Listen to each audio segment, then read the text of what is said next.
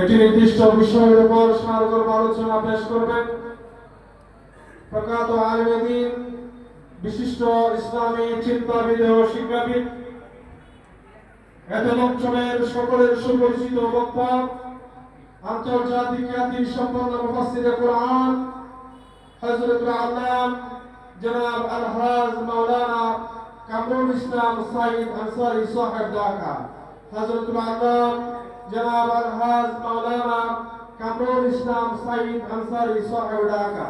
আমি মুহতারাম হুজুরকে ওনার সারগর্ভ আলোচনা পেশ করার জন্য মাহফিল ইন্তেজামিয়া কমিটির পক্ষ থেকে বিনয়ের সাথে অনুরোধ করছি। السلام عليكم ورحمة الله وبركاته. وعليكم السلام. سبحان الله عليم صدري ربي زدنا. الحمد لله رب العالمين، والصلاة والسلام على رسوله الأمين وعلى آله وأصحابه أجمعين. أعوذ بالله من الشيطان الرجيم. بسم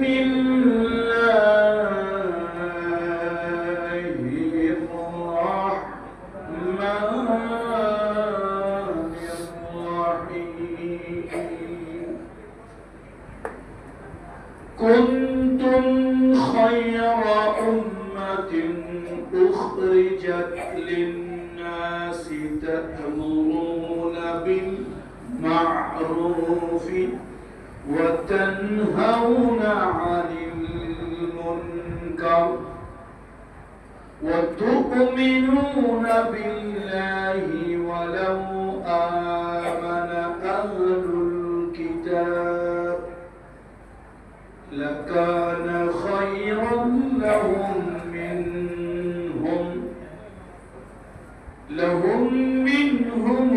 المؤمنون وأكثرهم الفاسقون. وقال رسول الله صلى الله عليه وسلم كما جاء في رواية عمر رضي الله تعالى عنه، عبد الله بن عمر رضي الله تعالى عنه، قال رسول الله صلى الله عليه وسلم ألا كلكم راع وكلكم مسؤول عن رعيته،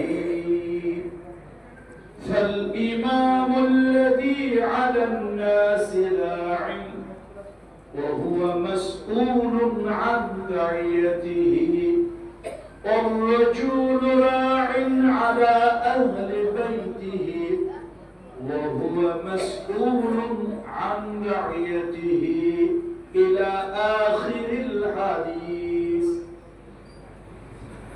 وقال الله تعالى في شان حبيبه آمرا ومخبرا إن الله وملائكته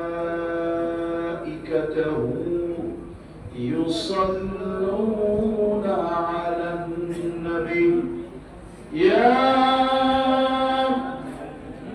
أيها الذين آمنوا صلوا عليه وسلموا تسليما. اللهم صل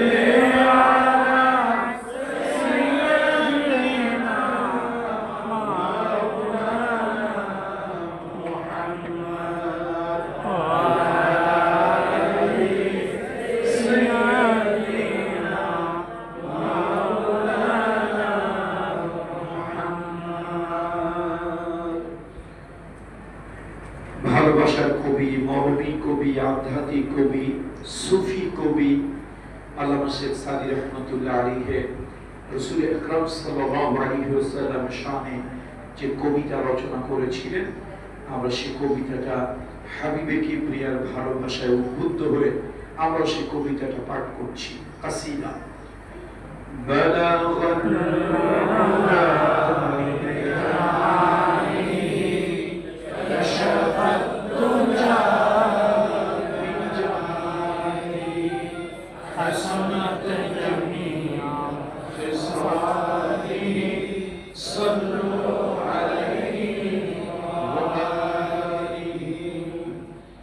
ये तेरी मेराज थी कि तुम लौहा कलम तक पहुंचा,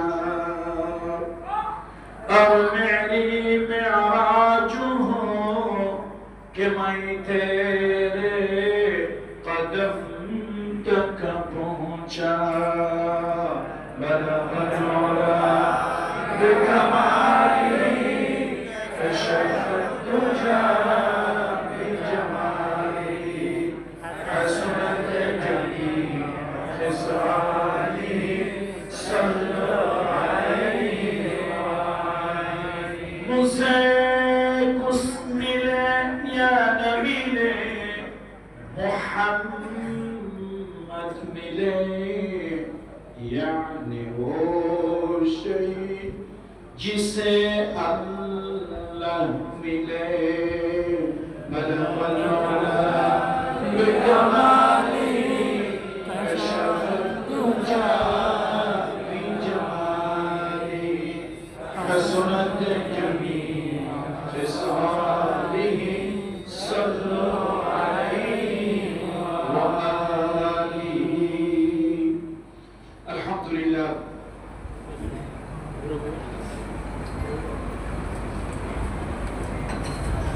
सुम्मा अल्हम्दुलिल्लाह व अम्मा बाद। पवित्र माहे रबीउल अव्वल, ए माहे रबीउल अव्वल उपलक्षे अलहाज मौलाना नूरुल कबीर साहेब रहिमाहुल्लाह ताआला नव्वरल्लाहु मरकदाहु व जअलाल जन्नत मसवाहु, তার প্রবর্তিত ও প্রতিবেশী বড়হাতিয়াবাসীর উদ্যোগে আয়োজিত আজকের এই 12 দিন ব্যাপী 35তম মিলাদুন নবী, 35তম মিলাদুন নবী সাল্লাল্লাহু আলাইহি ওয়াসাল্লাম মাহফিল, এই আজিমুশ শান মাহফিলের আজকের সমাপনী দিবস। আজকের এই সমাপনী দিবসের সম্মানিত সাহেবে সদর আল্লাহ তাআলা তার প্রতি রহম করুন, দীর্ঘ সুস্থ নেক হায়াত দান করুন। আলহাজ হযরত মাওলানা হাফিজুল হক নিজামী সাহেব, আচ্ছা এরপরে এই অধিবেশনের কি আচ্ছা আনামা মোহাম্মদ সাহেব হাফিজাহুল্লাহ আশার পথে। জি, তার বর্তমানে যারা আছেন দায়িত্বে, সভাপতির চেয়ার তো আর কখনো খালি থাকে না, যিনি সবার মুরব্বী হিসাবে বা সম্মানী হিসাবে সভাপতির দায়িত্ব পালন করছেন, আল্লাহ তাআলা তাদের সকলকে সম্মানিত করুন, দীর্ঘ সুস্থ নেক হায়াত দান করুন। আজকের এই সমাপনী দিবসে অন্যান্য হাজারাত উলামায়ে কেরাম, আইম্মায়ে মাসাজিদ, বিশেষত আমার পূর্বে যে উস্তাদেরা বয়ান করেছেন এবং আমার পরে যারা করবেন, আমি নির্দিষ্ট সাবজেক্টের উপরেই কথা বলবো। আসলে বক্তাদেরকে যখন সাবজেক্ট নির্ধারিত করে দেওয়া হয়, বক্তা যদি জ্ঞানী হয়, বক্তা যদি আকলমান হয়, তার ওই সাবজেক্টের উপর থেকে বাহিরে যাওয়া তার জন্য উচিত নয়, এটা আমি বুঝি। কিন্তু আমাদের বাংলাদেশের প্রেক্ষাপট হলো চৈত্র মাসে মাঘ মাসের ওয়াজ, মাঘ মাসে চৈত্র মাসের ওয়াজ। এক নতুন জামাই শ্বশুর বাড়ি বেড়াতে গেছে। কোন জামাই ভাই? নতুন জামাই। কিন্তু জামাইটা হলো বেউকুফ, বেক্কে। আপনাদের অঞ্চলে আঞ্চলিক ভাষা কি? বেক্কল। জামাই হলো বেক্কল। 3 দিন 4 দিন দাঁত মাজে না। এখন নতুন জামাই, শাশুড়ি হলো জাতের মেয়ে, শাশুড়ি চিন্তা করলো জামাই তো অসম্মান তো করা যায় না। হঠাৎ তার মাথায় একটা বুদ্ধি আসলো, বললো বাবা এই 10টা টাকা নিয়ে আমাদের পাশে একটা বাজার আছে, এই বাজারে গিয়ে দেখবা নতুন কুশিয়ার, আমাদের দেশে বলে আখ, চট্টগ্রামের আঞ্চলিক ভাষা কি কুশিয়ার, আখ কুশিয়ার বুঝলেই হয়েছে। তো 10 টাকা নিয়ে যাও, বাজারে গিয়ে তুমি একটা কুশিয়ার খেয়ে আসো। তো জামাই 10 টাকা শাশুড়ি নিতে চায় না, শাশুড়ির টাকা জোরাজুরি করছে, আদরের কারণে নিয়েছে, গেছে বাজারে, বড় হাতিয়ে বাজারে গেছে। বাজারে শাশুড়ি কি খেতে বলেছে? কুশিয়ার। এখন জামাই বাজারে গিয়ে দেখি জ্যৈষ্ঠ মাস, কুশিয়ারের থেকে আম জামের ঘেরান বেশি। এক জায়গায় গিয়ে দেখে বাজারে মাছি ঘন ঘন করে, ব্যাপারটা কি? কালো কালো জিনিসটা কি? কয়ের নাম হলো কালা জাম। এক ধরনের ফল আছে কালো কালো, ব্ল্যাকবেরির মতো। এটা আপনাদের আঞ্চলিক ভাষায় কি বলে? জাম জাম, ওদিকে জাম। এই কালো জাম বেচারা চিন্তা করলো কুশিয়ার তো জীবনের সব সময় সব জায়গায় পাই খাই, কালো জাম তো সব জায়গায় পাওয়া যায় না। ভাই দাম কত? কয় 10 টাকা হলে লবণ দিয়ে মরিচ দিয়ে জামাই দিই। আচ্ছা দাও 10 টাকা। 10 টাকার এই কালো জাম কিনে জামানো, মরিচ দিয়া লবণ দিয়া খুব মজা করে আয়েশ করে খেতে খেতে আসছে। এখন দাঁত তো এমনি কয়দিন মাজে না, কথা কয় না, 7 দিন 7 দিন 3 দিন 1 সপ্তাহ দাঁত মাজে না, তারপরে খাইছে কালো জাম। অবস্থা তো দাঁত নাই, দাঁত তো মুসের বিসি হয়ে গেছে। শাশুড়ির কাছে এসে একটা ঠিক করে হাসি দিয়ে কয় আম্মা কাজ একটা করছি।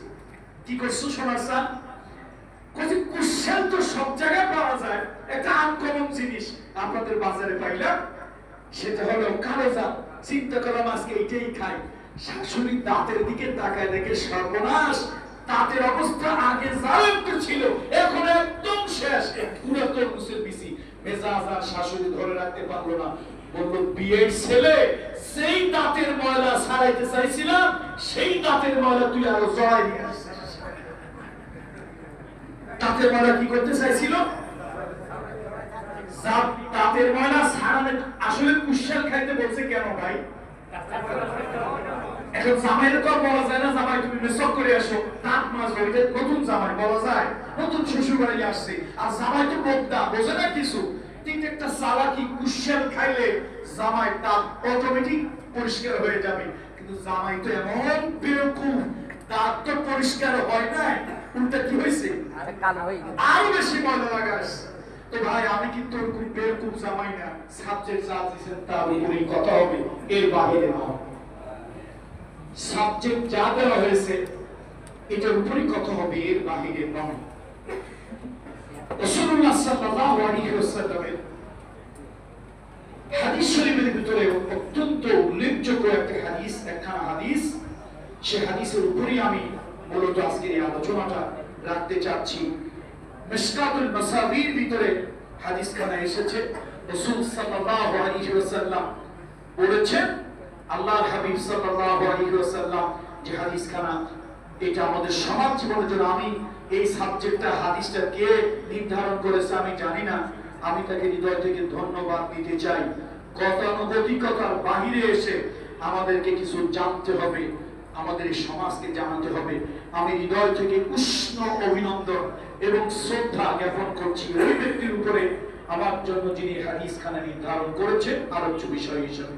এটা মিশকাতুল মাসাবি, মিশকাত শরীফের কিতাবুল ইমারা ওয়াল কাদা। এটা রাষ্ট্র পরিচালনা এবং বিচার ব্যবস্থা যে অধ্যায়, এই অধ্যায়ের ভিতরে এই হাদিসখানা আছে।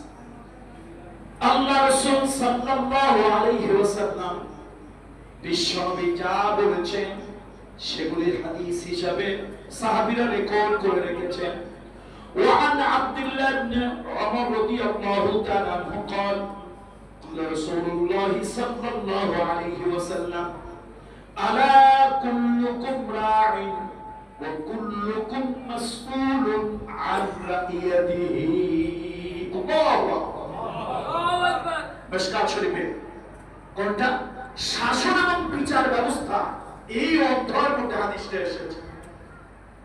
জগৎ বিখ্যাত সাহাবী আব্দুল্লাহ ইবনে ওমর, ওনার থেকে হাদিস খানা বর্ণিত।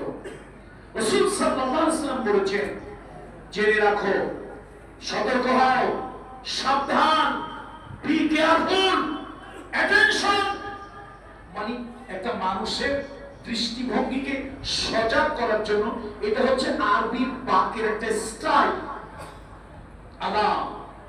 আমরা যেরকম কাউকে বিশেষভাবে দৃষ্টি আকর্ষণ করার জন্য, স্টুডেন্টদেরকে দৃষ্টি আকর্ষণ করার জন্য অ্যাটেনশন, আবার যখন কোনো মুরব্বীদের কাছে যে অ্যাটেনশন প্লিজ, রাসূল সাল্লাল্লাহু আলাইহি ওয়াসাল্লাম তার উম্মতের দৃষ্টি আকর্ষণ করছেন, আলা কুল্লুকুম রাঈন ওয়া কুল্লুকুম মাসউলুন আন রাইয়াতিহি। জেনে রাখো, সাবধান, মনে রাখো, তোমরা প্রত্যেকেই হচ্ছে অভিভাবক, আর তোমাদের অভিভাবকত্বের ব্যাপারে কিয়ামতের ময়দানে প্রশ্ন করা হবে, জিজ্ঞাসা করা হবে। এটা হচ্ছে সুন্দর বাংলা।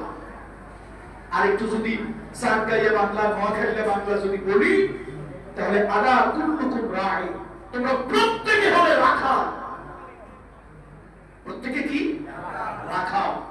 প্রশ্ন হতে পারে, রাসূলুল্লাহ আমাদেরকে রাখাল বললো? না, খারাপ অর্থে নিয়ে না।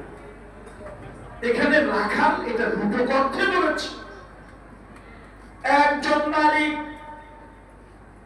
তার 10টা গরু, 20টা ছাগল, এই বড় হাতিয়া বাড়ি একজন লোককে চাকরি দিল, তোমার মাসের বেতন হলো 15,000 টাকা। আমি তোমাকে কাপড় চোপড় দেব, খেতে দেব, থাকার জায়গা দেব, তোমার পরিবার পরিজনকে থাকার ব্যবস্থা করে দেব, কিন্তু তোমার একটা কাজ আমি দিলাম, চাকরি হলো আমার 10টা গরু আছে, 20টা ছাগল আছে, মাঠে নিয়ে তুমি দেখাশোনা করবে, ঘাস খাওয়াবে। সারাদিন ওই গরু ছাগল মাঠের ভিতরে ঘাস খাবে, সকাল বেলায় নিয়ে যাবে, সন্ধ্যা বেলায় নিয়ে আসবে। এটা হলো তোমার চাকরি। বিনিময়ে তোমাকে থাকার জায়গা দেব, খাওয়ার ব্যবস্থা করে দেব, কাপড় চোপড় দেব, যা লাগে তাই দেব, তোমার প্রয়োজন মিটাই দেব। রাখাল বেতনের কথা চিন্তা করলো না, খাবারের কথা চিন্তা করলো না, থাকার জায়গা, আশ্রয়ের জায়গার কথা চিন্তা করলো না। 10টা গরু আর 20টা ছাগল নিয়ে চলে গেল মাঠে। মাঠে গিয়ে এসে দেখলো ডাঙ্গুলি খেলতেছে, কেউ হাডুডু খেলে, কেউ কাবাডি খেলে, কেউ ফুটবল খেলে। গরু ছেড়ে দিয়া, ছাগল ছেড়ে দিয়া সে এই খেলায় মত্ত হয়ে গেল। সারাদিন দৌড়ায় দৌড়ায় ফুটবল খেললো, ডাঙ্গুলি খেললো, হাডুডু খেললো, কাবাডি খেললো। সারাদিন খেলে যখন সন্ধ্যা হয়ে গেল, এবার গরুর কথা মনে পড়লো, ছাগলের কথা মনে পড়লো। গরুগুলি খুঁজে দেখে 10 গরুর মধ্যে 5 গরু নাই, ছাগল তো নামও ছাগল। পরে যদি চিটাগাং ভার্সিটিতে পড়ান, তারপর ছাগল ছাগলই থাকবে, মানুষ হবে না। 20টা ছাগল নিয়ে গিয়েছিল, একটা ডাইনে আর একটা বাই, একটা উত্তরে, একটা পূর্বে, একটা পশ্চিমে, এদিক সেদিক চলে গেছে। ছাগলগুলি আর নাই। একটা এদিক সেদিক চলে যাওয়ার পর বেচারা ঘুরে বেঁচে দেখলো মাত্র 7টা-8টা ছাগল আছে। এই যে 10টা গরুর 5টা, 20টা ছাগলের 8টা, 10টা ছাগল নিয়ে সন্ধ্যাবেলায় যখন বাড়ি ফিরে এলো, মালিক বড় রাগ হলো, মালিক বড় অসন্তুষ্ট হলো, আর বললো, আমি তো তোমারে বেতন দিয়েছি, থাকার জায়গা, খাবারের ব্যবস্থা, আমি তোমার জীবন যাপনের সব দায়িত্ব নিয়েছি, আমি তোমাকে দায়িত্ব দিয়েছিলাম সকাল থেকে সন্ধ্যা পর্যন্ত মাঠের ভিতরে ছাগল আর গরুগুলি চড়াবে, ঘাস খাওয়াইয়া, পেট ভরাইয়া আবার তোমার গোয়ালে ফিরাই নিয়ে আসবে, কিন্তু তুমি তোমার দায়িত্ব যথাযথ পালন করতে পারো না। আমি তোমার চাকরি রাখবো না। তোমার মতো রাখাল যদি চাকরিতে রাখি, তাহলে আমার গরু ছাগল থাকবে না। তুমি আমার ছাগল 20টা পূরণ করে দাও, গরু 10টা পূরণ করে দাও, এরপর তোমার চাকরি থেকে বরখাস্ত করলাম, তুমি চলে যাও। একজন রাখালের দায়িত্ব হলো দেখশন করা, দেখভাল করা। এই জঙ্গল থেকে কোন নেকড়ে বাঘ শিয়াল এসে যেন ছাগল নিয়ে না যায়, কোন চোর ডাকাত গরুগুলোকে যেন নিয়ে না যায়, এই যে রাখাল শুধু রাখালি করবে আর কিছু নয়, দেখশোনা করবে, এটা একটা সুন্দর কথা। রাসূলুল্লাহ সাল্লাল্লাহু আলাইহি ওয়াসাল্লাম, সহিহ বুখারীর একটা হাদিস, সহিহ বুখারীর একটা হাদিস, আবু হুরায়রা রাদিয়াল্লাহু তাআলা থেকে হাদিস বর্ণিত। রাসূলুল্লাহ সাল্লাল্লাহু আলাইহি ওয়াসাল্লাম বলেন, ক্বালা রাসূলুল্লাহ সাল্লাল্লাহু আলাইহি ওয়াসাল্লাম, মা বা'সাল্লাহু নাবিয়্যান ইল্লা রা'ইল গানাম। আল্লাহ বলেন, একজন নবীকেও, আল্লাহ সহিহ বুখারীর হাদিস, একজন নবীকেও আল্লাহ তাআলা পৃথিবীতে পাঠান নাই যাকে আল্লাহ তাআলা ছাগলের রাখাল বানান নাই। সহিহ বুখারীর হাদিস। প্রশ্ন করা হলো, সাহাবীদের ভিতর থেকে কেউ প্রশ্ন করলো, ইয়া রাসূলুল্লাহ, সব নবী এমন কোন নবী নাই সেই নবীকে দিয়ে আল্লাহ তাআলা ছাগল চড়ায় নাই? ইয়া রাসূলুল্লাহ, তাহলে আপনিও কি ছাগল চড়িয়েছেন? সহিহ বুখারীর হাদিস। নবীজি বলেছেন, হ্যাঁ, শুধু ছাগল চড়াইছি তা নয়, সামান্য কিছু পারিশ্রমিকের বিনিময় আমি নবী মুহাম্মদ রাসূলুল্লাহ মক্কা জীবনে ছাগল চড়িয়েছি। এখন প্রশ্ন হলো, সব নবীকে আল্লাহ রাখাল কেন বানাইলো? তাও আবার ছাগল। হাতির রাখাল হইতো তাও একটা কথা ছিল, আসলে ছাগল এমন একটা চিজ, এটা নামও ছাগল, কামও ছাগল। ওরা যদি বলেন ডাইনে যাইতে, সে যায় পায়। ওরা যদি বলেন বুঝছিস এইটা কিন্তু আমার খেত, ওইটা আমার শত্রু, খবরদার আমারটা যা ইচ্ছা তাই খাস, শত্রুতে যাইস না, নতুন করে একটা ঝামেলা পাকাস না। ও আপনারটা রেখে শত্রুর মাঝে খাইছে তো খাইছে, আগা ডগা সব সুন্দর খাইয়ে শেষ করে দিয়েছে। ঠিক না? আল্লাহ বলেন, আল্লাহু আকবার। এখন প্রশ্ন হলো, আল্লাহ তাআলা বিশেষ করে উলুল আযম পয়গম্বর যারা আছেন, প্রত্যেক পয়গম্বর ছাগল চড়িয়েছে। আল্লাহ, আমি গিয়েছিলাম জর্ডানের সফরে, আমার মনের মধ্যে বড় ইচ্ছে হলো যে হযরত শুআয়ব আলাইহিস সালামের কবরটা একটু দেখি। শুনলাম পাশে, গেলাম, খুব আবেগ নিয়ে কবরটা জিয়ারত করলাম। শুআয়ব আলাইহিস সালামের কবর। আবেগটা আসলো কেন? আরে এই নবী ছাগল পালছে, আর সেই ছাগল দিয়ে মুসা নবীর আবার জামাই বানাইছে। দেখছেন? এখন প্রশ্ন হলো, রাখাল কেন? আজকে কিন্তু আমার হাদিসের আলোচ্য বিষয় আলা কুল্লুকুম রাঈন। এই রাঈন নিয়ে, রাখাল হিসেবে আপনারা হয়তো এটা খারাপ ভাবে নিবেন। আমাদের মতো সম্মানী মানুষ, আর আনসারী সাহেব ফরিদপুর মাদারীপুরে কোন পীরজাদা পীর সাহেবের ছেলে, সে আমাদেরকে বানায় গেল রাখাল।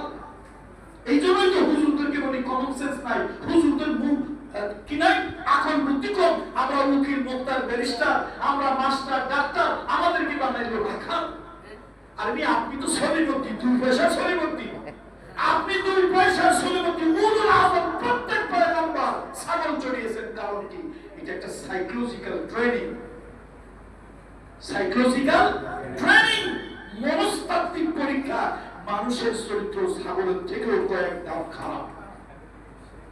এই মানুষগুলোকে লিড দেওয়া, লিডিং ক্যাপাসিটি আনা, ধৈর্য, সহ্য, বিনয়ের শক্তি বাড়ানোর জন্য আল্লাহ তাআলা পয়গম্বরকে দিয়ে ছাগল চড়িয়ে ধৈর্যশীল বানিয়েছেন। নাহলে পয়গম্বর যেই তেরা, এই তেরা মুসা রাসূলের মতো বলতো, আল্লাহ আমারে রোগ দাও, বালাই দাও, ফেরাউনকে তুমি চোখে দেখো না, আল্লাহ তোমার নবুয়ত তোমার কাছে থাক, আমি গেলাম। আল্লাহকে মুসা রাগ করিস না।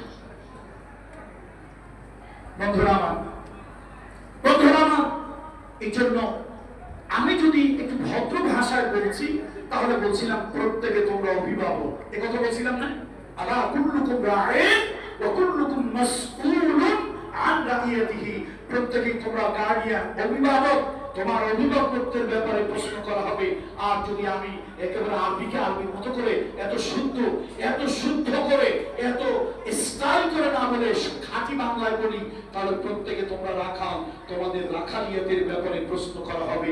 এবার কে কে রাখাল, কোন রাখাল, কোন ক্ষেত্রে প্রশ্ন হবে, হাদিসের মধ্যে সেটাও রাসূলুল্লাহ সাল্লাল্লাহু আলাইহি ওয়াসাল্লাম বলে দিলেন।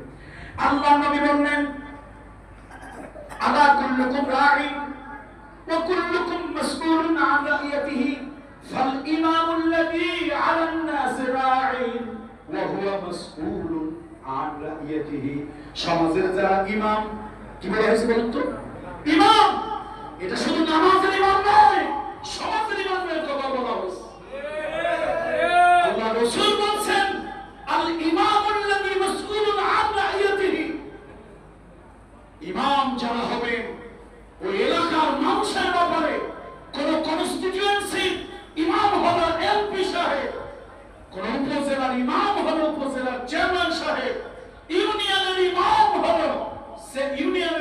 চেয়ারম্যান সাহেব, একটা দেশের ইমাম হলো প্রধানমন্ত্রী অথবা প্রেসিডেন্ট, প্রত্যেকের ব্যাপারে এটা আমার কোনো বক্তব্য নয়। হাদিস এত সহজ ভাষার হাদিস বোধহয় খুব কমই আছে। আল্লাহু আকবার, একদম পানির মতো সহজ। সামান্য আরবি যারা জানেন তারা আলহামদুলিল্লাহ হাদিসটা অর্থ বুঝে ফেলবে। সামান্য আরবির উপরে তাদের ধারণা আছে। রাসূল সাল্লাল্লাহু আলাইহি ওয়াসাল্লাম বলেন, কি বলছেন দেখেন, যে ইমাম যে হবে, আল ইমামুল্লাযী আলান নাস রা'আ, সমাজের মানুষের উপরে নেতা, এই নেতা ইমাম, সে হবে জিজ্ঞাসিত তোমার এলাকার লোকেরা নামাজ পড়েছে কিনা, তোমার এলাকায় সুদ ঘুষ চলেছে কিনা, তোমার এলাকায় অন্যায় অবিচার হয়েছে কিনা, তোমার এলাকায় জুলুম হয়েছে কিনা, তোমার এলাকায় রাতের বেলায় মানুষগুলি শান্তিতে ঘুমাতে পেরেছে কিনা, আজকে জবাব দাও। আমি আল্লাহর আদালতের সামনে জবাব দাও, তারপরে কদম বাড়াও। আমি আল্লাহর আদালতের সামনে জবাব না দিয়ে এক কদম সামনের দিকে অগ্রসর হতে। ঠিক কিয়ামতের ময়দানে তো ডিজিএফআই এনএসআই থাকবে না।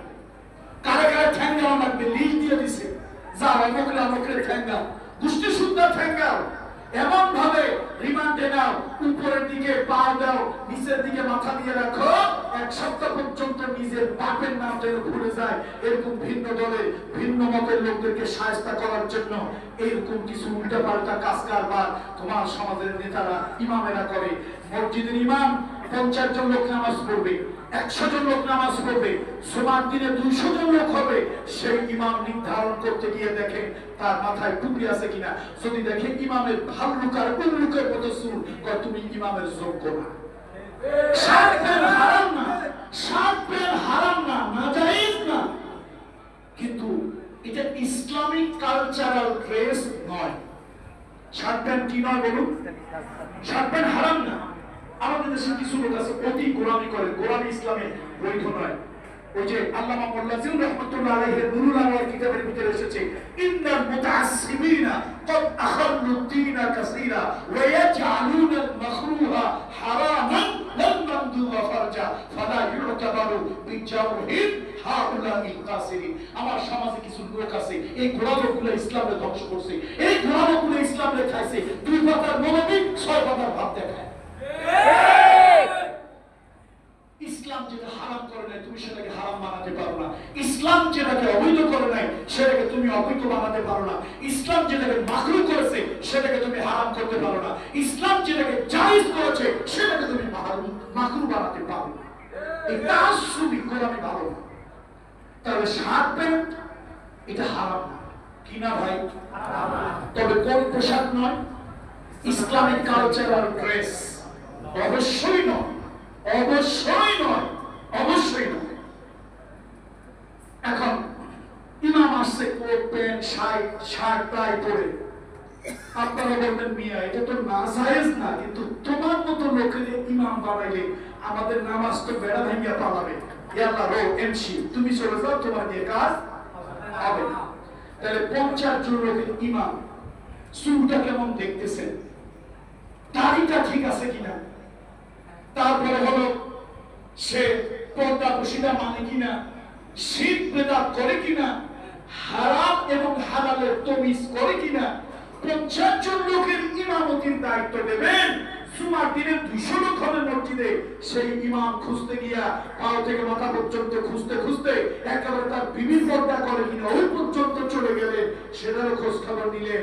অথচ আপনার সাতকানিয়া লোহাগাড়ার জাতির একজন ইমাম হবে, এই কনস্টিটিউয়েন্সির নামাজ পড়ে কিনা, বোতল খায় কিনা, খাইলে আবার লালটা খায় না নীলটা খায়, কোন ধরনের কি করে, পরে টাকা হক নষ্ট করে কিনা, ইত্যাদি ইত্যাদি, এগুলোর কোনো খবর নাই। আল্লাহ রাসূল সাল্লাল্লাহু আলাইহি ওয়াসাল্লাম রাসূলুল্লাহর জন্য বলেছেন, আলা সতর্ক হও, সাবধান হও, কুল্লুকুম রাঈন, প্রত্যেকে তোমরা হচ্ছে অভিভাবক, রাখাল, দেখভালকারী, ওয়া মাসউলুন আন রাইয়াতিহি, তোমার সেই এলাকার দায়িত্ব তোমার, এই মানুষগুলোর ব্যাপারে তোমাকে প্রশ্ন করা হবে, জিজ্ঞাসা করা হবে। এই কিয়ামতে আল্লাহর আদালতে সেখানে জিজ্ঞাসার জবাব দিয়া তারপরে যেতে হবে।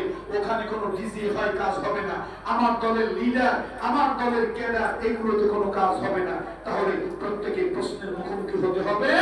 ইমাম হবে প্রশ্নের মুখোমুখি, সে হবে তার অধীনস্থ মানুষগুলোর ব্যাপারে। আল্লাহ নবী বলেছেন, আল্লাহ রাসূল বলেছেন, আর রাজুলু রাইন আলা আহলি বাইতিহি, একজন পুরুষ হলো অভিভাবক তার পরিবারের ব্যাপারে। আপনি চলে যান, আপনার বিবি কার সাথে যায়, কোথায় যায়, কি করে, আপনি কোনো খবর রাখেন না। কিয়ামতের ময়দানে আপনিও আল্লাহর কাছে জিজ্ঞাসিত হবেন। বন্ধুরা, অনেক পুরুষ বিদেশ থেকে মাশাআল্লাহ সুন্দর একটা ড্রেস কিনে দিছে, বউ একদিন বউকে কথা শাসন করে নাই, 700 টাকা দিয়া, 1200 টাকা দিয়া, 10,000 টাকা দিয়া লেহেঙ্গা সেটটা তোমারে কিনে দিলাম, আমারে পরে তুমি দেখাও।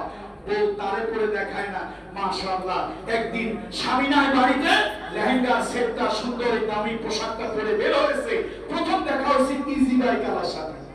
কই ভাবি জাতটা জোশ লাগতেছে আপনারে, একেবারে অসাফ।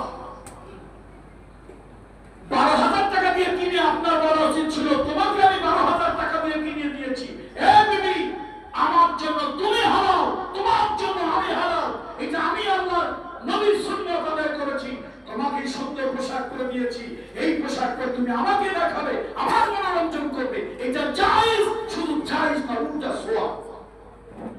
স্বামী স্বামীকে তার স্ত্রী সুন্দর সেজে গুজে দেখাবে, সুন্দর সেজে গুজে দেখাবে, প্রয়োজন হলে দরজা জানলা আটকাইয়া নাচ গানও দেখাবে, অসুবিধা নাই, হালাল, বৈধ, জায়েজ, বরং সওয়াব, বরং কি।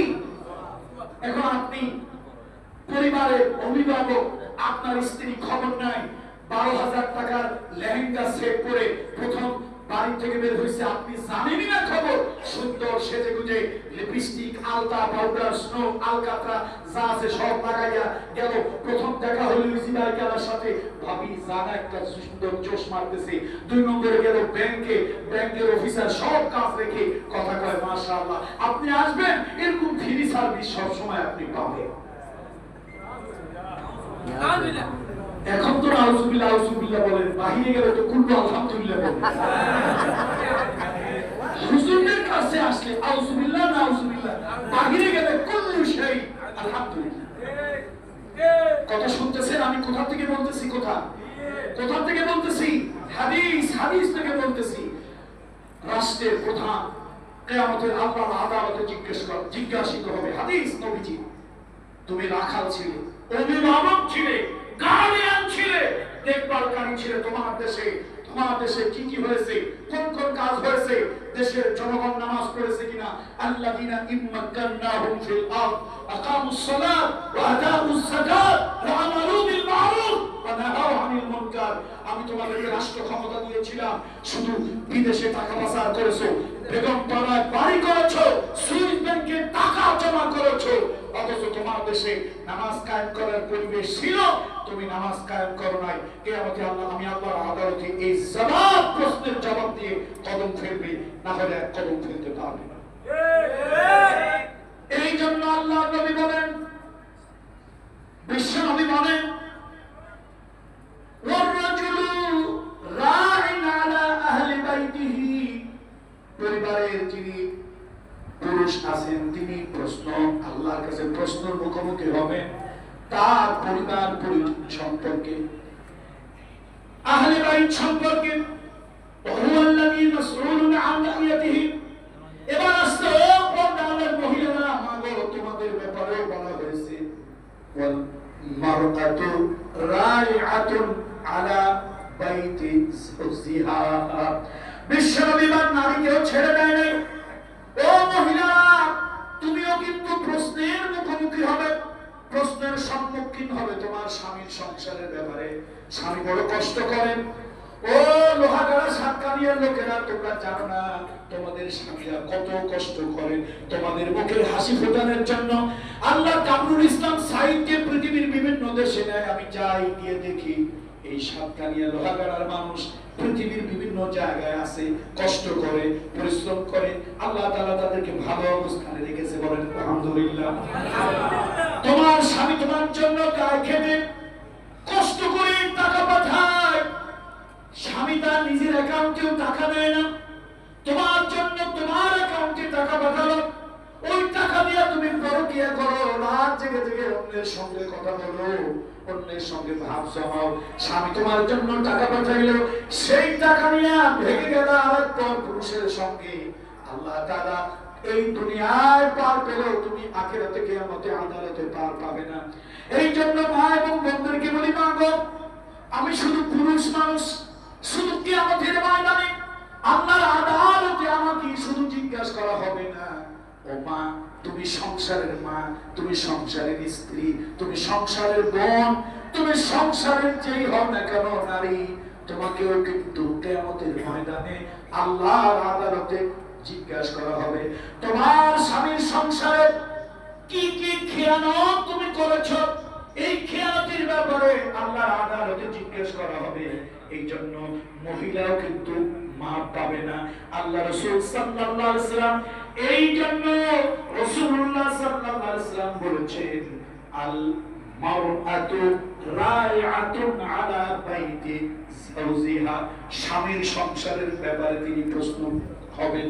ও মা, টাকা যদি তুমি এদিক সেদিক করো, স্বামীর সংসারের টাকা স্বামীর অনুমতি ছাড়া বাবার বাড়ি দেওয়া যাবে না, ভাইকে দেওয়া যাবে না, এমনকি স্বামীর বিনা ইজাজতে দান সাদকা পর্যন্ত করা যাবে না।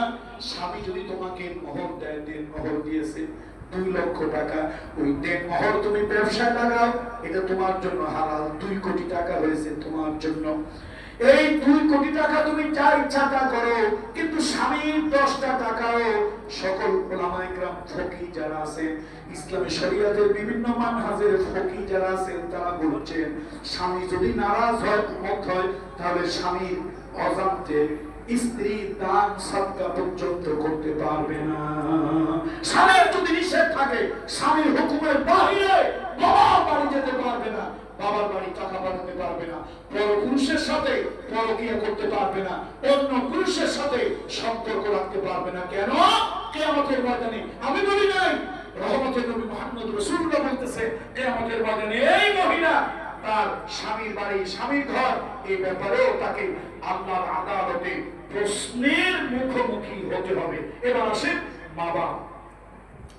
মা বাপের ব্যাপারে আল্লাহ তাআলা বলেছেন, মা বাপ তার সন্তানের ব্যাপারে প্রশ্নের মুখোমুখি হবে।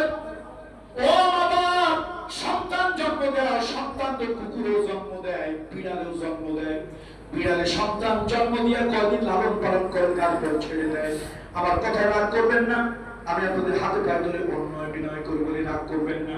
একটা কুকুর 4টা-5টা বাচ্চা জন্ম দেয়, কুকুর বাচ্চা জন্ম দেওয়ার পরও কিছুদিন খোঁজ খবর রাখে।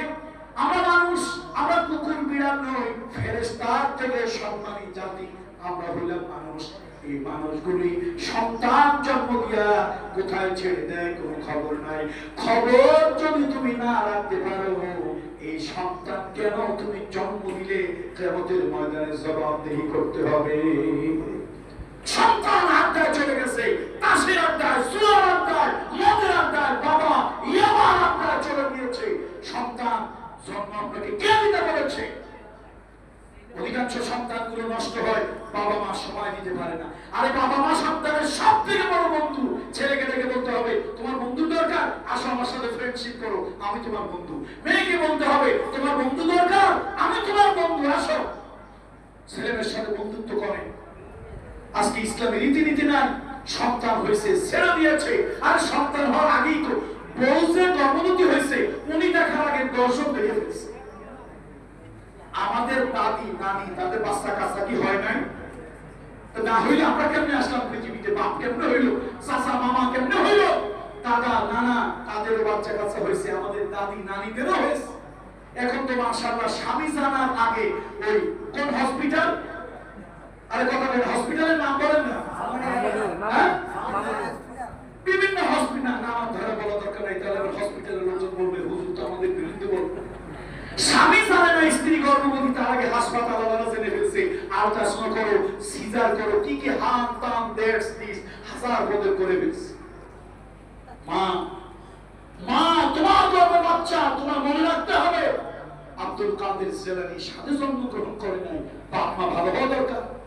আব্দুল কাদের জিলানীর আব্বার নাম হলো আবু সালেহ জঙ্গি মুসা, অথবা আবু সালেহ মুসা জঙ্গি দোস্ত, যেভাবেই হোক গিলান নামক প্রদেশ, সেখানে তিনি জন্মগ্রহণ করেছিল।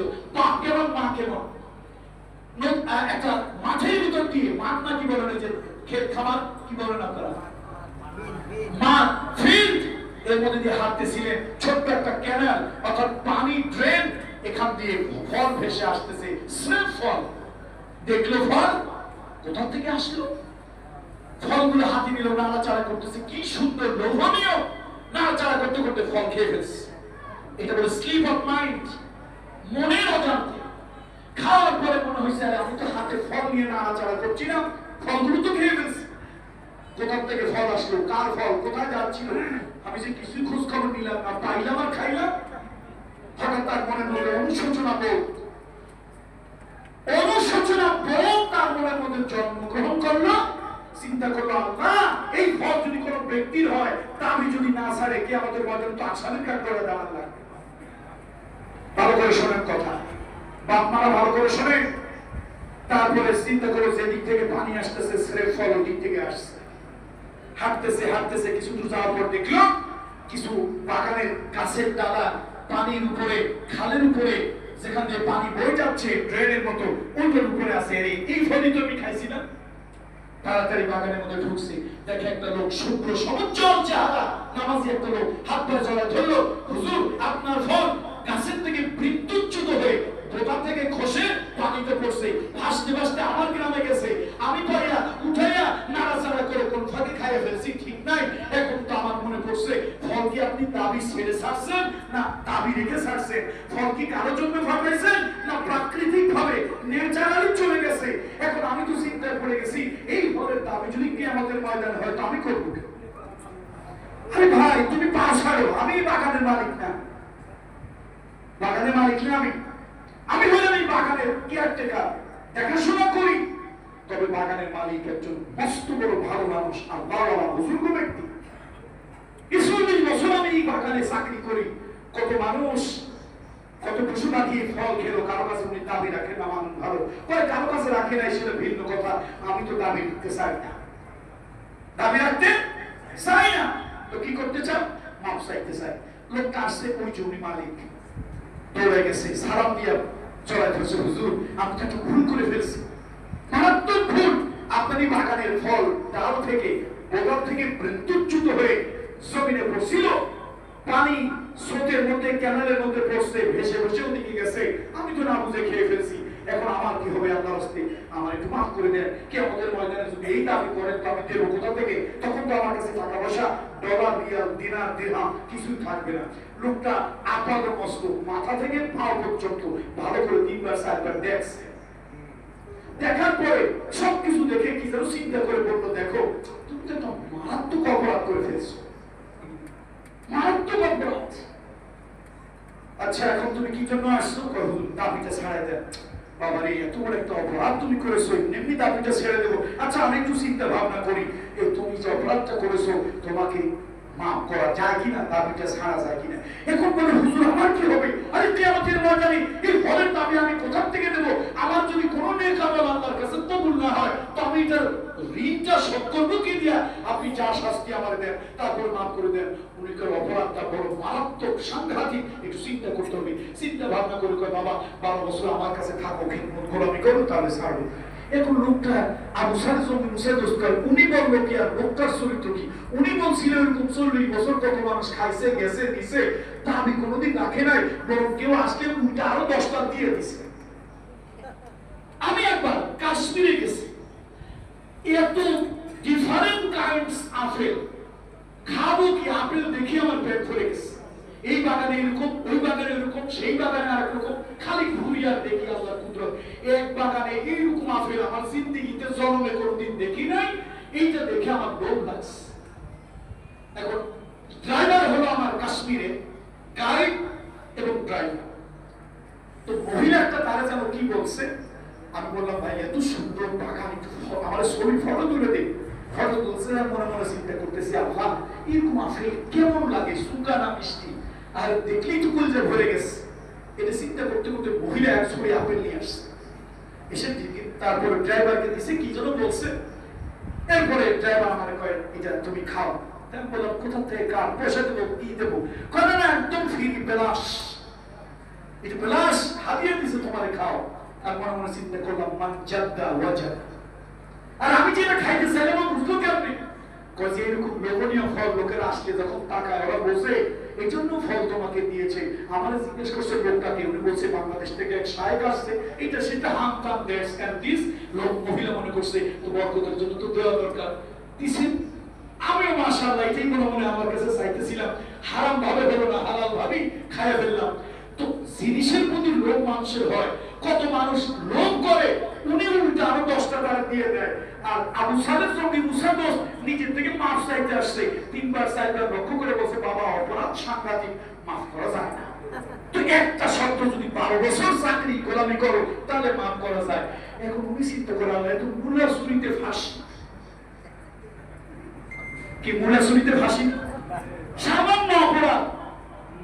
আসলে গোলামি কিচ্ছু না ভাই, কিচ্ছু না, কিচ্ছু না গোলামি, চাকরি বাকরি কিচ্ছু না। রাত 12টার সময়, 1টার সময়, 2টার সময় উঠে বলে ইয়া আবু সালে চলে ইয়া না কম কম ওঠো, নামাজে দাঁড়াও, তাহাজ্জুদে দাঁড়াও, আযান দাও, বাজামাত নামাজ পড়ো, এইগুলি। এটা কি একটা চাকরি আর গোলামি হইল? 12 বছর হইছে। আবু সালের সঙ্গে মুসা দোস্ত কয় হুজুর এই এখন ফলের দাবিটা ছাড়াই দেন, তারপরে আল্লাহ রাস্তায় আমাদের দাবিটা ছাড়াই দিলে কিয়ামতের দিন আমি অন্তত আমল টামল যা করছি আল্লাহ কবুল করে কিনা তার তো ঠিক নাই, অন্তত কারো ঋণ রইলাম না। হুজুর কয় আমি যে তোমাদের মাফ করবো তা তো করি নাই। আমি বলছি পারো, তুমি আমার এখানে চাকরি করো, খেদমত করো, গোলামি করো, কেয়ারটেকারগিরি করো, আমি চিন্তা করবো। 12 বছর চিন্তা ভাবনা করে দেখলাম তোমার যে অবস্থা, সাংঘাতিক অপরাধ তোমার, এই অপরাধ আমি চিন্তা করে দিলাম সবাই মাফ করলো, তোমার মাফ করা যায় না। কি করতে হবে? আমার ঘরে একটা মেয়ে আছে, লোকে বলে প্রতিবন্ধী, বিশেষ চাহিদা সম্পন্ন। লোকে বলে আমার মেয়ে নাকি ঠিক মতো দেখে না, ঠিক মতো হাঁটে না, ঠিক মতো চলে না, এটা লোকে বলে। এরকম মেয়েটা আমি কোথায় কি বিবাহ দেই? চিন্তা করলাম এই মেয়েটা যদি তোমার কাছে গসায় দিতে পারি, তুমি যদি দায়িত্ব নাও তাহলে মাপটা করা যায়, না হলে বাবু তুমি তোমার মতে যাও। আমি চিন্তা করে দেখছি আমার এই ফলের দাবি তুমি আর সবার জন্য ছাড়লো, তোমার জন্য ছাড়লো না। আমার এটা যা বিনিময় কি আমাদের ময়দানে দিবা। শেষে কাম দেওয়ার পর হুজুর আল্লাহর রাস্তে এই কাজটা করিয়েন না। দুনিয়ার আদালত সহজ, আল্লাহর আদালত কঠিন। সেই আদালতে আমার বিচার হবে, আমি দেব কোথা থেকে? জানো মেয়ে আমি বিয়ে করতে রাজি হই না। আচ্ছা এখন বিয়ে করতে রাজি হয়েছে কি ঢাক ঢোল শাখা সিঁদুর সবকিছু লাগবে নাকি? আরে মুসলমান তোমাদের কপাল করছে হলুদ বরণ, এই বরণ, সেই বরণ, ছাগল বরণ, গরু বরণ, বরণের আর মুসলমানের কোনো অভাব নাই। মুসলমানের বিয়ের জন্য দিনদারি আগে, ইজাবাত কবুল, বাস দ্যাটস এনাফ। গাছিয়া আছে, ইজাবাত কবুল হয়েছে, বিয়ে হয়ে গেছে। বাবা তার কন্যারে শপথ করে দিয়েছে, ইজাব কবুল হয়েছে। এবার যা ওই রুমের মধ্যে তোমার স্ত্রী, রুমের মধ্যে ঢুকে একটা চিৎকার দিয়ে বের হয়েছে, আবু সালে এসে মানে ব্যাপার কি, খবর কি? তো হুজুর আগে তো একটা ছোট্ট ভুল করছি, সেই জন্য 12 বছর গোলামি, প্রতিবন্ধী মেয়ে বিয়ে করা, এবার তো শরীয়তের খেলাফ করছি, না জানি আমার ফাঁসি হয়। কি করছো? কয়েক বেগানা মহিলার ঘরের মধ্যে ঢুকে গেছিলাম।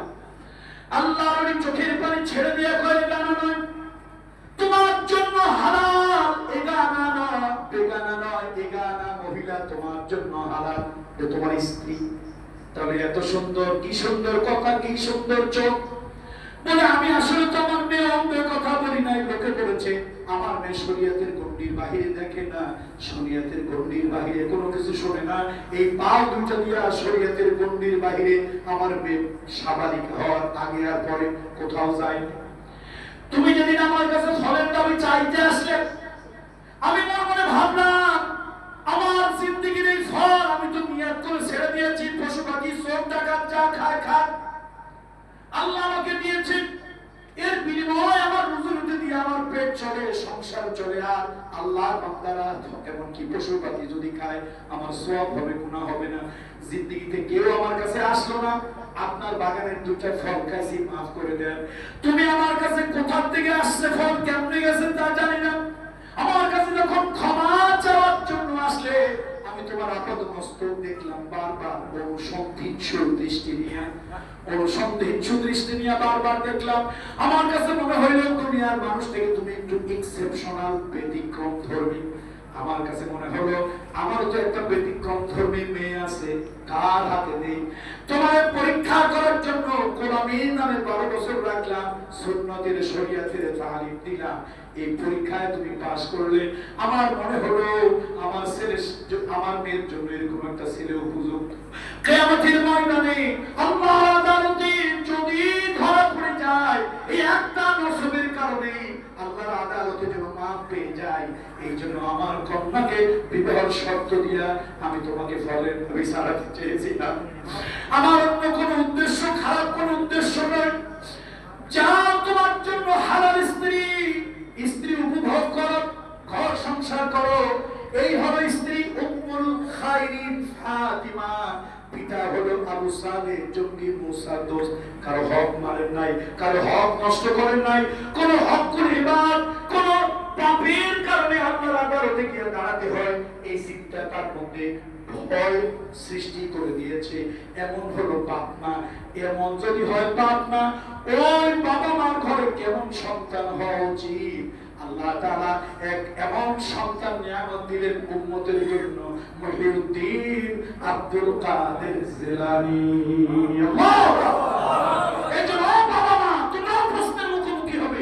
সন্তান শুধু জন্ম দিও না, বিড়ালে জন্ম দেয়, কুকুরে জন্ম দেয়, গরু ছাগলে জন্ম দেয়। সন্তান শুধু জন্ম দেওয়াই কাজ। আজকে সন্তান গর্ভে আসছে, মায়ের পেটের কাপড় নাই। ছোটবেলা পড়ছিলাম আলিফ খালি পায়ের উপরে এক নোক্তা, তার উপরে 2 নোক্তা, লাম খালি, মিম খালি, নুনের উপরে এক নোক্তা। এখন মহিলাদের পেট খালি, বুক খালি, মাথা খালি, মাথার উপরে কপালের উপরে এক নোক্তা। এই নারী দিয়ে আপনি বাইজিৎ গোস্বামী আশা কেমনে করেন? কেমনে করেন আপনি আশা? মাগো, কথা আমার নয়, কথা আমার নয়, কথা বিশ্বনবী রাসূল আকরাম সাল্লাল্লাহু আলাইহি ওয়াসাল্লাম বলেছেন, এই নারী তার স্বামীর ঘরের ব্যাপারে প্রশ্ন মুখোমুখি হবে এবং বাবা মা প্রশ্নের মুখোমুখি হবে তার সন্তান সম্পর্কে। নবীজির সুন্নাত বিবাহ হবে হালাল পদ্ধতিতে, ইজাব কবুলের মাধ্যমে। নারীকে মোহর দিতে হবে। আজকে উল্টা মোহর ছেলেরে দিতে হয়, পালসার মোটরসাইকেল ছাড়া বিয়ে হয় না। লেখাইছে 17,93,993 টাকা লেখাছে, 5 টাকাও দেয় নাই দেন মোহর। উল্টা আরো বিদেশ যাওয়ার ভিসা আর চলার জন্য মোটরসাইকেল দাবি করেছে। এটা হালাল না হারাম? তারপরে মেয়ের বাড়িতে 200-500 বরযাত্রী খাওয়ানো, এটা কোন কিতাবে পাইলেন? কোন জায়গায় পাইছেন? রাসূলের সুন্নাত, ইসলামের বিধান হলো ছেলের বাড়িতে অনুষ্ঠান হবে, মেয়ের গার্জিয়ান সহ দাওয়াত দেবে, আমাদের বাড়িতে ওলিমা হবে, বৌভাত হবে, সেখানে আপনারা আসবেন। আর আপনি মেয়ের বাপের ঘাড়ের উপরে, গলার উপরে পাড়া দিয়ে বললেন 400 বরযাত্রী না হলে আমার প্রেস্টিজ ফুটবলের মতো পাঞ্চার হয়ে যাবে। এ বাবা মা, কি দায়িত্ব সন্তান? বাবা মা প্রথম দায়িত্ব হলো গর্ভে থাকতে, এই সন্তান গর্ভে থাকতে কোরআন তেলাওয়াত করবে, কোরআন তেলাওয়াত করবে। আব্দুল কাদের জিলানী রাহমাতুল্লাহ আলাইহি পেটের মধ্যে সন্তান নিয়ে মা আধার উপর কোরআনের হাফেজা ছিলেন, কোরআন পড়েছে, তেলাওয়াত করেছে। গর্ভবতী নারী কখনো কখনো সহ্য করতে পারেনি, এক পায়ের উপর ভর করে 9 পারা কোরআন পড়েছে, আর এক পায়ের উপর ভর করে 9 পারা কোরআন পড়েছে। এখন কোরআন পড়া তো দূরের কথা, নামাজই পড়েন। আপনার স্ত্রী কি জবাব দেবেন আপনি? রাসূলুল্লাহর সুন্নাত, নবীজির সুন্নাত, ছেলে হোক মেয়ে হোক, ডান কানে আযান দাও, বাম কানে ইকামত দাও, একজন বুজুর্গ ব্যক্তির করে দাও। বুজুর্গ পাবেন কই? দাদা, চাচা, গ্রামের বাড়ির একজন মুরব্বী, না পেলে মসজিদের ইমাম, মুয়াজ্জিন, তার কোলে বাচ্চাটা দাও। ওই বাচ্চাকে কোলে নিয়ে তিনি একটু মধু অথবা একটু খেজুর চিবায়া দেখ। একজন বুজুর্গ আল্লাহ পেলে তো ভালো। আর ডান কানে আযান দেখ, বাম কানে ইকামত দেখ। আযান গেছে কোথায়, ইকামত গেছে কোথায়, কোনো খবর নাই। বাচ্চা সিজারের দরকার নাই। এরপর কিছু লোভী লোকেরা সিজারের জন্য পাগল হয়ে এটারে পরিস্থিতি, সিচুয়েশন ক্রিয়েট করে তারপরে সিজার চালায়, ছুরি চালায়। আহারে আল্লাহ, আগেকার দিনে কুত্তার সিজার লাগে না, বিড়ালের সিজার লাগে না, গরুর সিজার লাগে না, যত সিজার মানুষের সালাম কালাম নাই। বাচ্চা হয়েছে কয়জনের আজান দিচ্ছেন ডান কানে, আবার ছেলে হইলে দেন মেয়ে হইলে দেয় না। নবীজি তো ভাগ করেন নাই ছেলে আর মেয়ে। আপনার ছেলের আজান শোনেন নাই, এই জন্য আপনার ছেলে কলেজে যায়, ভার্সিটিতে যায়, সব স্লোগান ভালো লাগে। আল্লাহু আকবার স্লোগান শুনলে তার কাছে সাম্প্রদায়িক প্রতিক্রিয়াশীল ধর্মান্ধদের স্লোগান মনে হয়।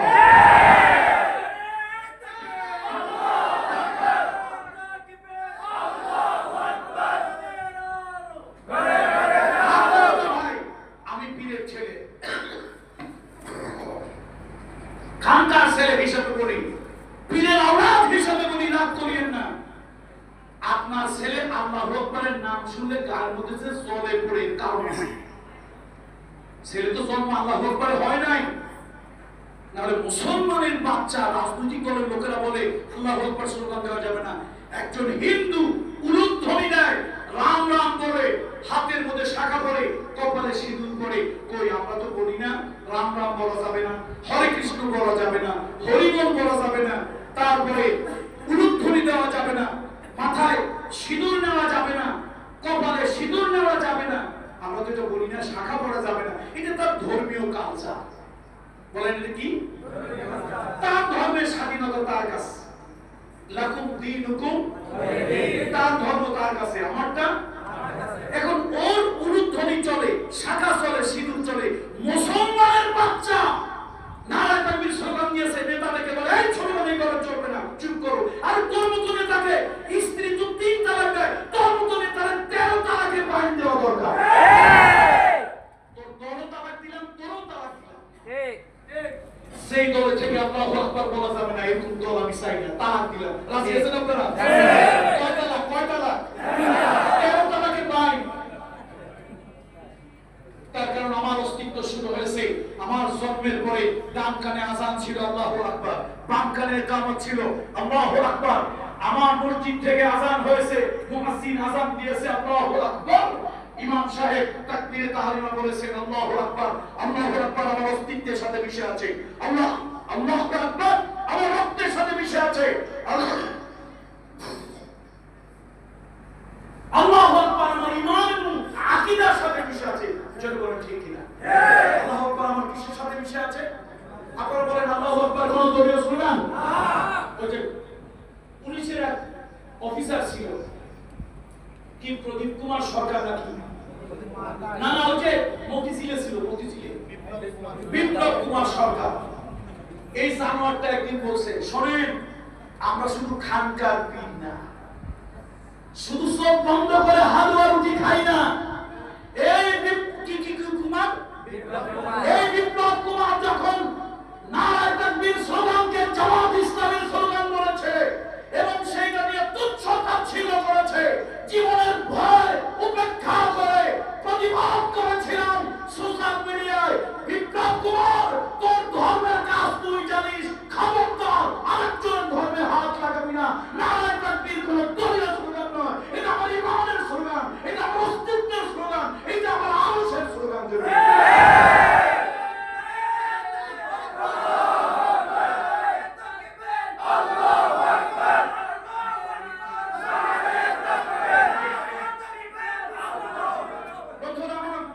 এই স্লোগানের সাথে আমরা আছি না নাই?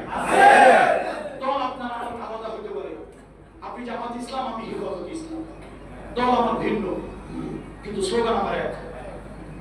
স্লোগান আমার কয়? আপনি বাইতুল শরীফের মুরিদ, আমি কারাঙ্গিয়ার মুরিদ। স্লোগান আমার কয়? আল্লাহু আকবার। কোন আপত্তি আছে? আছে? আপনি হেফাজত, আমি জামাত, আপনি আলী, আমি কওমি। স্লোগান আমার এক, আল্লাহু আকবার। কোন দ্বিমত আছে? তাহলে আল্লাহু আকবার যারা ভালোবাসে না, আমরা তাদেরকে ভালোবাসবো না। তাদের দলে আল্লাহু আকবার স্লোগান দিলে তাদের গা পা জ্বলে, ওদের সাথে আমার ঈমান আকীদার কোনো সম্পর্ক থাকতে পারে না। এটা কোনো দলীয় স্লোগান নয়। আপনাদের মনে নাই মুতার প্রান্তরে বুখারী শরীফের কিতাবুল মাগাজি খুলে দেখেন না? মুতার যুদ্ধে চতুর্থ সেনাপতি হয়েছিল খালিদ বিন ওয়ালিদ। হযরত যায়েদ বিন হারেসা, আমি সেই জমিনে গিয়েছি, সেই জীবন্ত শহীদদের কবরের পাশে দাঁড়িয়েছি।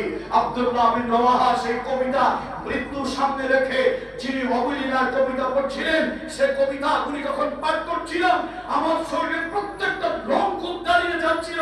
আমি যেন শুনতে পাচ্ছি এই জিন্দা সাহাবী কবরের ভিতর সেই কবিতা পাঠ করছে, তার মাথার কাছে শিউরের কাছে এখনো কবিতার রং টাঙ্গানো মৃত্যুর সামনে জেনেও আগে দুজন সেনাপতি শাহাদাত বরণ করেছে, এটা জেনেও নির্ভীক চিত্তে জীবনকে বিলিয়ে দেওয়ার জন্য সামনের দিকে যাচ্ছেন আর কবিতা পড়তেছেন। সেই ময়দানে গিয়া চতুর্থ সেনাপতি হলেন খালিদ বিন ওলীদ রাদিয়াল্লাহু তাআলা আনহু। তিনি ৯ খানা তরবারি ভেঙেছিলেন, যুদ্ধের কৌশল পরিবর্তন করেন। এই নবীজির সাহাবীরা পিছু পা হটা যাবে না, পিছু হলো মুনাফিকি, পিছু হটা মুনাফিকি। যুদ্ধের ময়দান থেকে পালিয়ে যাওয়া আকবারুল কাবাইর, কবিরা গুনার ভিতরে বড় কবিরা গুনাহ হচ্ছে যুদ্ধের ময়দান থেকে, জিহাদের ময়দান থেকে পৃষ্ঠ প্রদর্শন করে পালিয়ে যাওয়া। যদি মারা যায় শহীদ হব, যদি বেঁচে থাকি গাজী হব, আমরা সামনের দিকে এগিয়ে যাও। তবে আজকে আমাদের যুদ্ধের কৌশল পাল্টালাম, আমরা আজকে একটা এজেন্ট বোম মারবো, মিসাইল মারবো, আজকে আমরা টর্নেডো, আমরা আজকে ময়দানে শুরু করে দেব। আমরা প্রত্যেকে উপরে উঠতে আল্লাহু আকবার, নিচে নামতে সুবহানাল্লাহ। আজকে আমরা না উঠতে আর নামতে শুধু আল্লাহু আকবার, সামনে আগাতে আল্লাহু আকবার, ডবল মার্চ করতে আল্লাহু আকবার, তরবারি উঠাতে আল্লাহু আকবার, তরবারি নামাতে আল্লাহু আকবার, বাতিল দেখলে আল্লাহু আকবার, সামনে এগিয়ে গেলে আল্লাহু আকবার।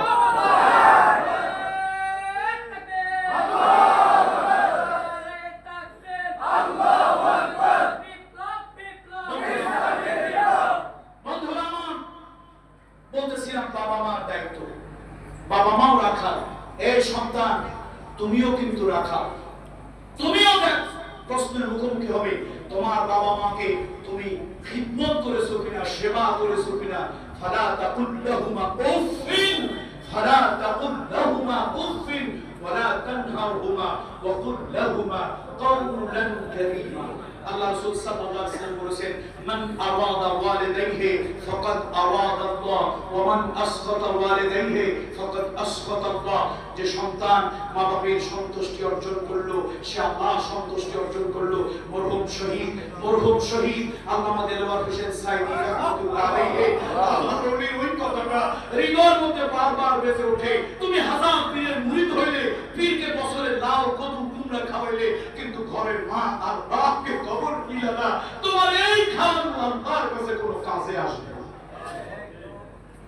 সুতরাং বন্ধুরা আমার,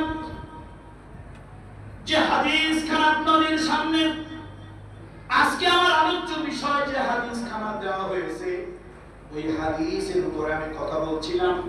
সেটা হলো রাসূলুল্লাহ সাল্লাল্লাহু আলাইহি ওয়াসাল্লাম বলেছেন, কোরআন শরীফের সূরা আল ইমরানে এসেছে, কুনতুম খায়রা উম্মাতি উখরিজাত লিন-নাস তা'মুরুনা বিল মা'রুফি ওয়া তানহাউনা 'আনিল মুনকার। আল্লাহ তাআলা আমাদেরকে এমন একটা উম্মত বানিয়েছেন, সত্যের পক্ষে কথা বলবো, ন্যায়ের পক্ষে কথা বলবো। আমরা ভালো কাজে আদেশ দেব, অসৎ কাজে বাধা প্রদান করব। সেই উম্মতের জন্য রাসূলুল্লাহ সাল্লাল্লাহু আলাইহি ওয়াসাল্লামের হাদিস, আব্দুল্লাহ ইবনে উমর রাদিয়াল্লাহু তাআলা থেকে হাদিস খানা বর্ণিত। রাসূলুল্লাহ সাল্লাল্লাহু আলাইহি ওয়াসাল্লাম বলেছেন, আলা কুল্লুকুম রাঈন, শুনে রাখো, সাবধান, সতর্ক হও, তোমরা প্রত্যেকে হলো অভিভাবক। তোমার অভিভাবকত্বে যা আছে তার ব্যাপারে কিয়ামতে আল্লাহর আদালতে তুমি প্রশ্নের মুখোমুখি হবে। আর যদি একেবারে স্বাভাবিক অনুবাদ করি, স্বাভাবিক ট্রান্সলেশন যদি করি, নবী বলেছেন তোমরা হলে রাখাল, তোমার রাখালিয়াতের ব্যাপারে তোমাকে প্রশ্ন করা হবে। যেমন কি উদাহরণ দিয়েছিলাম, আমারে চাকরি দিয়েছে রাখাল হিসাবে, 15,000 টাকা বেতন, থাকা খাওয়া ফ্রি, কাপড় চোপড় ফ্রি।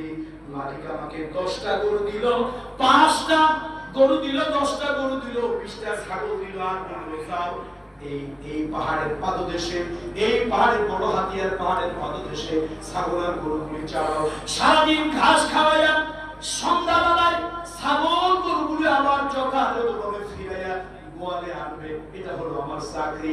আমি যদি হাডুডু খেলায়, আমি যদি কাবাডি খেলায়, ডাঙ্গুলি খেলায়, ফুটবল খেলায় রত হয়ে গিয়ে ওইটার মধ্যে পড়ে গিয়ে, ওই নিশায় পড়ে গিয়ে গরুর কথা ছাগলের কথা ভুলে গেলাম, আমি যে রাখালগিরি করার জন্য এই জায়গায় মাঠে আসছি সেটা আমি ভুলে গেলাম। আমার গরু ছাগল যদি হারিয়ে যায়, মালিক তো আমার বাসস্থান থেকে উচ্ছেদ করবে, কাপড় চোপড় বন্ধ করে দেবে, বেতন বন্ধ করে দেবে, এমনকি মালিক নারাজ হলে আমার চাকরিটা পর্যন্ত থাকবে না। ও দুনিয়ার রাখালেরা, আরশের মালিক আল্লাহ তোমার এই চাকরি দিয়েছে, জমিন হওয়ার পর এই জমিন আল্লাহর হুকুম চালু করতে হবে। তুমি কাবু মাসের হুকুম নিয়ে ব্যস্ত, তুমি লেনিনের হুকুম নিয়ে ব্যস্ত, তুমি মাউসুমের হুকুম নিয়ে ব্যস্ত, তুমি দার্শনিকের দর্শন নিয়ে ব্যস্ত। যে মহান রব তোমার এই জমিন চালানোর জন্য আইন ও কানুন দিল, ওইটা তুমি ভুলে গেলে। এই জন্য আলা কুল্লুকুম রাঈন ওয়া কুল্লুকুম মাসউলুন আন রাইয়াতিহি, তোমার প্রত্যেকের ব্যাপারে জিজ্ঞাসা করা হবে।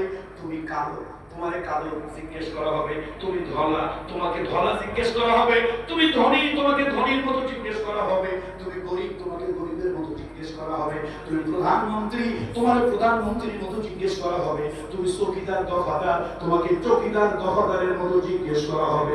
এই জন্য আসুন